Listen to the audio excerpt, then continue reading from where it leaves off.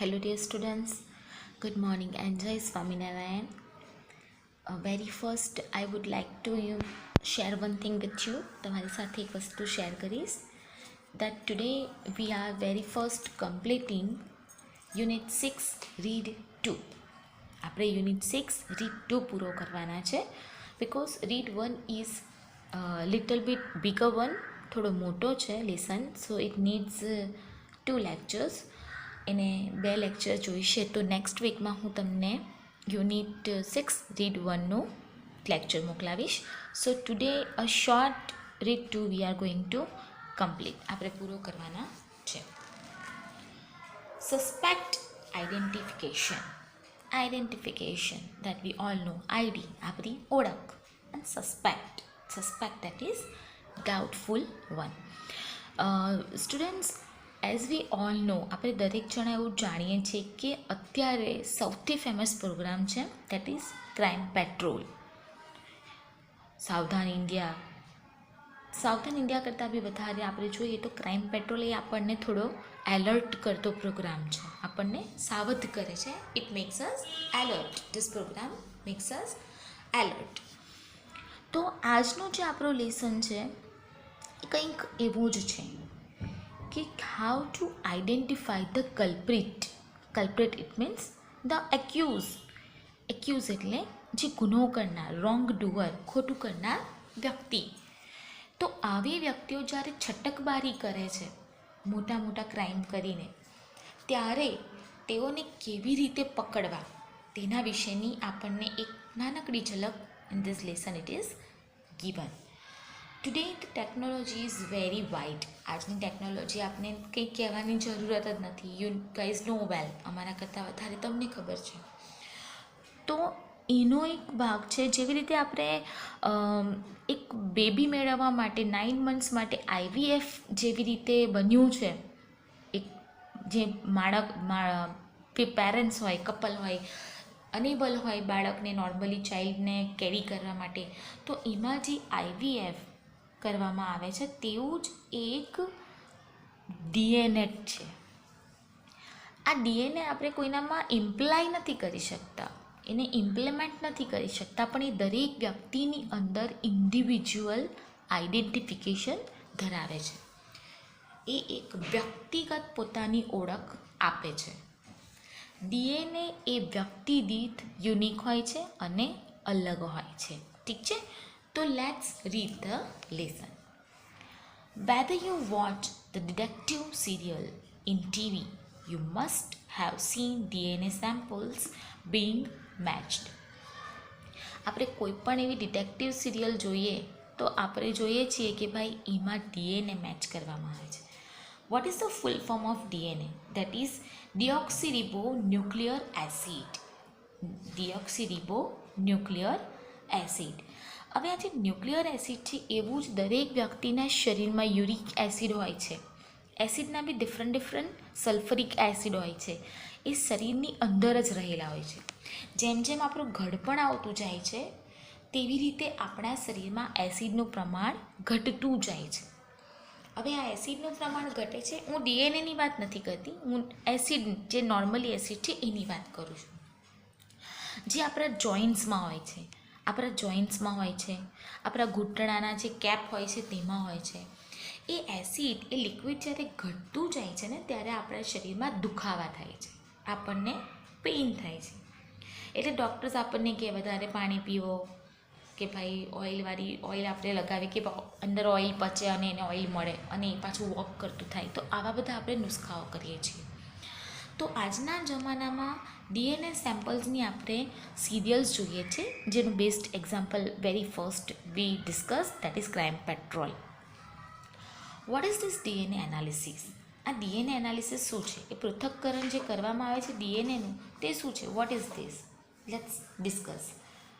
And why do even TV shows find it interesting and effective you? ટીવીમાં અને સિરિયલ્સની અંદર આને કેવી રીતે ઇફેક્ટિવલી અને ઇન્ટરેસ્ટિંગ માનવામાં આવે છે? Fictional characters like Father Brown, Sherlock Holmes and Byomkes Bakshi have become legendary for their skill in identifying criminals without any technology. પહેલાં કોઈ આવી ટેકનોલોજી નહોતી. પહેલાં વ્યક્તિના બિહેવિયરથી, ત્યાં જઈને કેટલાક વાળ લેવાથી કે ભાઈ આ કોનો વાળ છે, કેટલાક સસ્પેક્ટની કેટલીક ગોલ ગોલ રીતે ઘુમાવીને એના મોઢામાંથી ટ્રુથ કઢાવવું. તો આ બધું આ બ્યોમકેશ બક્ષીનો જે શો છે એ તો દૂરદર્શનનો, એટલે કે જે નેશનલ ટેલિવિઝન આવતું, નેશનલ દૂરદર્શનની ચેનલ આવતી હતી તેમાં ખૂબ આવે જ છે આજે પણ. તો એ ખૂબ જ પ્રખ્યાત, ફેમસ એવો, પોપ્યુલર એવો આ શો હતો આમનો. અને તેઓની સ્કિલ્સ માટે તે આર વેરી મચ પોપ્યુલર. આજે શોધી કાઢવું without help of any technology, કોઈ પણ પ્રકારની તકનિકીનો ઉપયોગ કર્યા વગર, ટેકનોલોજીનો ઉપયોગ કર્યા વગર જે આવા વ્યક્તિઓ હતા એ ગુનેગારને શોધી નાખતા હતા. It was really legendary. Legendary એટલે કે વારસામાં આપણને મળ્યા છે, legendary. But today investigators rather use lots of new technologies to identifying culprits. પણ આજના જમાનામાં જોઈએ તો જે ઇન્વેસ્ટિગેટર્સ છે, જે શોધખોળ કરનાર, જે ગુનાઓને શોધનાર જે ધુરંધરો છે, જે ઓફિસર્સ છે, they are using many kind of different technologies to identify culprit. Culprit means accused. The most popular and accurate of them all is DNA analysis. Accurate, it means very clear. એમાં સૌથી મહત્ત્વનો જો ભાગ હોય તો એ છે DNA test. Test and test બંનેનું પ્રનાઉન્સિએશન ડિફરન્ટ છે. આ ટેસ્ટ એટલે સ્વાદ અને આ ટેસ્ટ એટલે કે જે આપણે નાનકડી એવી પરીક્ષા કહીએ છીએ તે. બોલવામાં ઘણા બધા આની ગટમઠલ કરે છે, તો be careful. It is test and test. તો આ જે ડીએનએ ટેસ્ટ થાય છે, એનાલિસિસ થાય છે, તો એ ખૂબ જ મહત્ત્વનું એન્ડ વેરી ઇમ્પોર્ટન્ટ, એક યુનિક એવું આજના જમાનાનું સાધન બની ગયું છે. DNA is the most basic biological material. Biological એટલે કે જૈવિક દ્રવ્ય. બાયોલોજિકલ એટલે કે જૈવિક, બાયોલોજી. દરેક વ્યક્તિની પોતાની એક બાયોલોજી હોય, બાયોલોજિકલ અપિયરન્સ હોય. That every human being has. દરેક વ્યક્તિ પાસે હોય જ છે. Every cell in a human being has thousands of DNA strands. Strands એટલે અ કાઇન્ડ ઓફ થ્રેડ. આપણા અંદર જે નસો રહેલી હોય, that is called a fibre. Strand એટલે એવી નસો, ફાઈબર જેવી, જે આપણે એક સંતરાની ચીડીમાંથી આપણને મળે, લેમનની ઉપરના જે રેસાઓ હોય છે, એનું જે કવર હોય છે તેમાંથી મળે, તો ધીસ ઇઝ કોલ્ડ સ્ટ્રેન્ડ્સ. તો આ જે ફાઈબર છે એ થાઉઝન્ડ્સ હોય છે, હજારોની સંખ્યામાં ડીએનએમાં રહેલું હોય છે. This DNA is unique. Unique, the word we all know, it is અજોડ. Every person has unique DNA fingerprint. આપણી જે થંબ પ્રિન્ટ હોય છે, લેફ્ટ રાઇટ, આપણે આધાર કાર્ડને બી આઈડેન્ટિફિકેશન માટે કે જ્યારે આપણે ઓફિસમાં પંચિંગ કરવા જઈએ છીએ ત્યારે એ દરેક વસ્તુ આપણી ફિંગરપ્રિન્ટ લેવામાં આવે છે. Because fingerprint is also different. દરેકની એ કેવી હોય છે? અલગ હોય છે. This fingerprint can be identified using any available evidence like blood, saliva, etc. લોહી, સલાઈવા એટલે તમારું જે લાળ હોય છે, મસ્ક હોય છે, તે દરેકમાંથી તમને આ ડીએનએ મળી જાય છે. એવિડન્સ, ધેટ્સ અ પ્રૂફ, સબૂતી. Even a single hair is enough to identifying it. તમે એક વાળ તોડજો, તમે જો એ વાળ તોડશો ને તો તમને એ વાળની ટોચ ઉપર ક્યાંક થોડુંક નાનું અમસ્તું કંઈક દેખાશે. I am having the hair but it is not visible properly. તો એ જે વાળ છે ને એના ટોચકા ઉપર એક નાનકડું ટપકા જેવું પણ દેખાય છે, ક્યારેક વ્હાઈટ પણ દેખાય છે. That is DNA. એટલે જ્યારે તમારા વાળ તૂટે છે ને ત્યારે તેમાંથી ડીએનએ નીકળે છે. કેટલા વર્ષો જૂની તમારી બોડી કે સ્કેલેટન પણ કંઈક, હાડકું પણ નાનકડું કે નેલ પણ મળી જાય તો પોલીસ તેમાંથી ફોરેન્સિક લેબમાંની સહાયતાથી, with the help of forensic lab, the cop can identify who is the culprit or whose body is this. So it is enough. Even a single hair is enough to identifying it. Advanced technology helps us to find this DNA fingerprint. It is transferred on sheets in form of barcode patterns. તમે chocolate ખરીદો કે એક shop ખરીદો તો એમાં કેટલાક જાડા પાડા આ તેવા એવા લીટા હોય છે, હે ને, જાડા હોય ક્યાંક પતલા હોય, તો એવા કેટલાક જે લીટાડા હોય છે that is called barcode system. A barcode જે સિસ્ટમ છે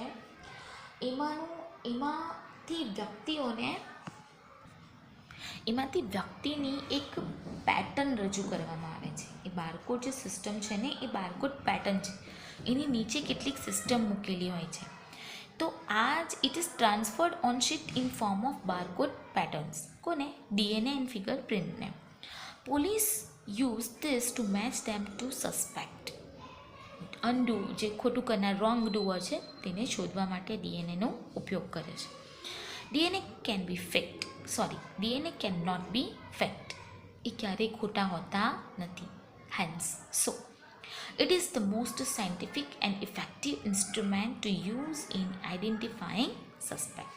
ગુનેગારની પરખ માટે એ સૌથી અસરકારક એવો એક સબૂત છે. That's why investigators prefer using the technique. તેને કારણે આવી ટેકનોલોજીનો ઉપયોગ કરવાનો જે ઇન્વેસ્ટિગેટર્સ છે, જે શોધનાર છે, ફોરેન્સિકના જે ઓફિસર્સ છે, એ વધારે યુઝ કરવામાં અને વધારે અસરકારક માને છે. Other effective methods are also used in suspect identification. કેટલીક બીજી બી એવી અસરકારક સિસ્ટમ છે, મેથડ્સ છે કે જેનો ઉપયોગ કરીને ડાઉટફુલ, શંકાશીલ સસ્પેક્ટ કલ્પ્રિટને શોધવા માટે ઉપયોગી છે. Photo composites are created using special software if there is a witness. The word photo composites, it's very important word. આ જે વર્ડ છે તમે સિરિયલમાં જોતા હશો કે કોઈ વ્યક્તિએ કોઈ સસ્પેક્ટને જોયો હોય તો એને કહેવામાં આવે છે કે તમે આનું સ્કેચ તૈયાર કરાવી શકશો. તો એ જે પ્રમાણે કે big eyes, small eyebrows, big their color, complexions, તો આવી આઈડેન્ટિફિકેશન્સ આપીને એક સ્કેચ તૈયાર કરવામાં આવે છે. Recreated sketch of suspect based on account of witness. Witness એટલે જે સબૂત આપનાર વ્યક્તિ છે, તે વ્યક્તિ જ્યારે સસ્પેક્ટ અંગેની થોડી માહિતી આપે છે, એના ફિઝિકલ, એના બાયોલોજિકલ અપિયરન્સની, તેની હેલ્પથી કાં તો કમ્પ્યુટર ઉપર કાં તો વિથ ધ પેન્સિલ એક સ્કેચ તૈયાર કરવામાં આવે છે, જેને ફોટો કમ્પોઝિટ્સ તરીકે ઓળખવામાં આવે છે. Physical evidences are used to identify suspect.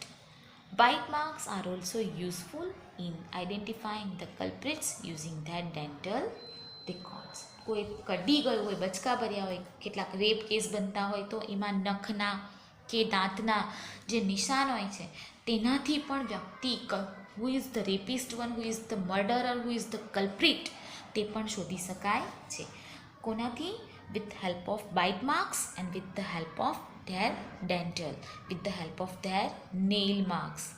તો આ બધાની હેલ્પથી આજની આધુનિક જે તકનીકી છે તેના આ લેસનનો કહેવાનો મેઇન પર્પસ જ આ છે કે આજની તકનીકી એટલી બધી આગળ વધી ગઈ છે કે કેટલાક ગુનાઓ આપણે ઇઝીલી ગુનેગારને શોધી શકીએ છીએ.